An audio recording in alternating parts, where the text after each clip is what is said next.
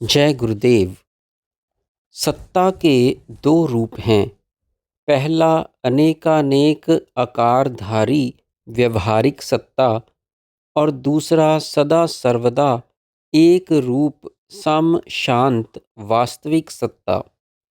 जो घटपट नाना रूप यह वह मम आदि रूपों के विभाग से उपाधिग्रस्त दृश्य जगत रूप सत्ता है।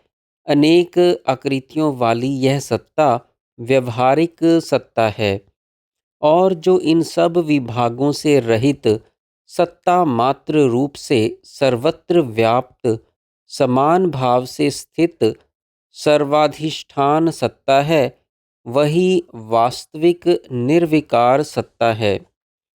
जो दृश्य रूप विशेषता से रहित निर्लेप केवल सत स्वरूप अद्वितीय महान सत्ता है, उसी को परम पद कहा जाता है। यह निर्विकार परम पद सत्ता विज्ञान आनंद स्वरूप है, जो कभी लुप्त परिवर्तित अदृश्य विकारी या अभावग्रस्त आदि नहीं होती। प्रथम कथित व्यवहारिक सत्ता नाना रूप वाली भिन्न भिन्न पदार्थों में परिवर्तनशील विभाग एवं विकार वाली होने से भला विशुद्ध निर्विकार परम पद रूपा कैसे हो सकती है।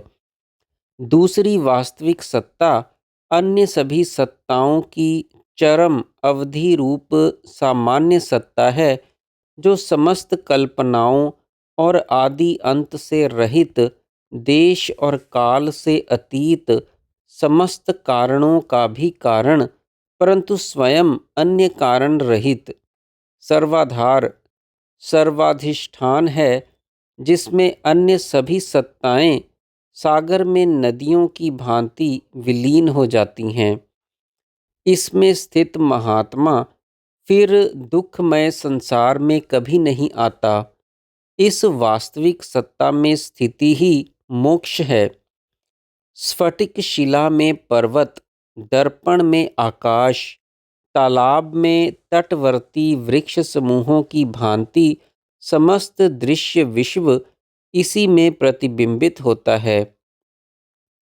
यही परम सत्ता सब सारों का सार, आनंदों का उद्गम स्रोत, भारी से भी भारी, सूक्ष्म से भी सूक्ष्म, स्थूल से भी स्थूल, सत्य भी असत्य भी तथा इन दोनों से रहित भी, सर्वाकार भी और निराकार भी, दृश्य भी और अदृश्य भी, अहम भी और अहम रहित भी है।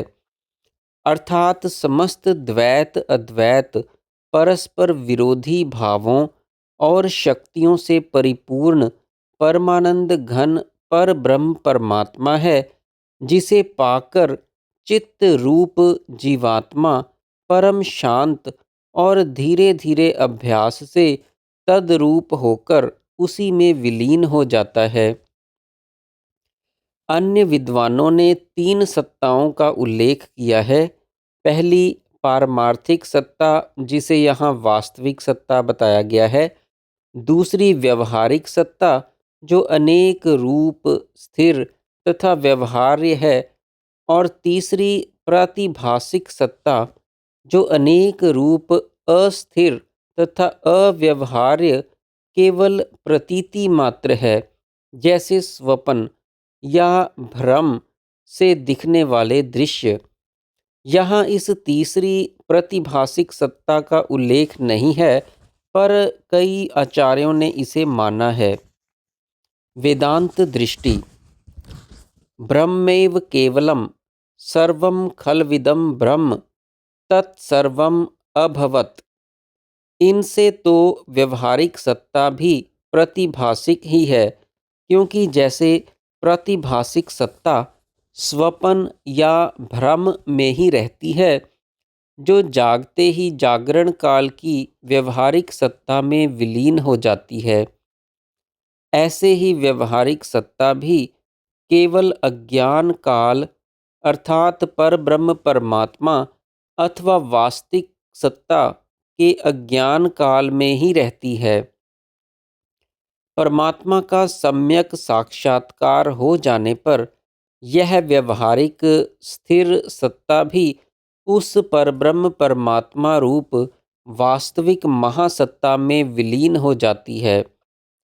संभवतः इसी दृष्टिकोण से इन दोनों को एक सी मानते हुए यहाँ तीसरी प्रतिभासिक सत्ता का उल्लेख नहीं किया गया है।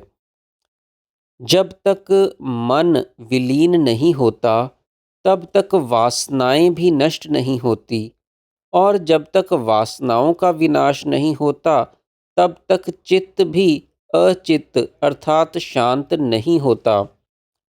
जब तक परमात्मा का अनुभव नहीं होता तब तक वासनाएं नष्ट और चित्त शांत नहीं होता, और जब तक वासनाएं नष्ट और मन शांत नहीं होता तब तक परमात्मा का अनुभव रूप तत्व ज्ञान कैसे हो सकता है।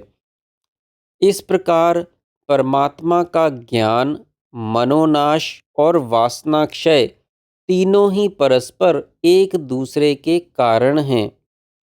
अतः इन तीनों का ही समकालीन अर्थात साथ साथ या एक साथ प्रयत्न पूर्वक बार बार अभ्यास किए बिना तो सैकड़ों वर्षों तक भी परम पद की प्राप्ति संभव नहीं है। अतः वासनाक्षय, परमात्म चिंतन और मनोनाश इन तीनों का ही साथ साथ दीर्घ काल तक प्रयत्न पुरुषार्थ पूर्वक अभ्यास करने से परम पद रूप फल प्राप्त होता है।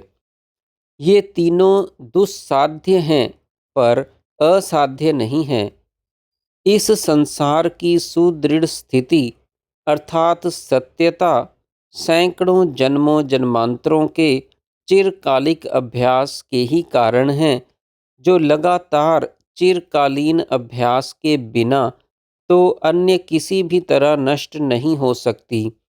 अतः चलते फिरते, जागते सोते, देखते सुनते, सूंघते आदि सभी अवस्थाओं और व्यवहारों में उपरोक्त तीनों उपायों के अभ्यास में लगे रहना चाहिए। वासनाओं के परित्याग के समान ही प्राणायाम भी एक उपाय है, इसलिए वासना परित्याग के साथ साथ इसका भी अभ्यास करना आवश्यक है। वासनाओं के परित्याग से भी और प्राणायाम द्वारा प्राण स्पंदन के निरोध से भी चित्त अचित्त रूप अर्थात सत्व मात्र रह जाता है। जय गुरुदेव।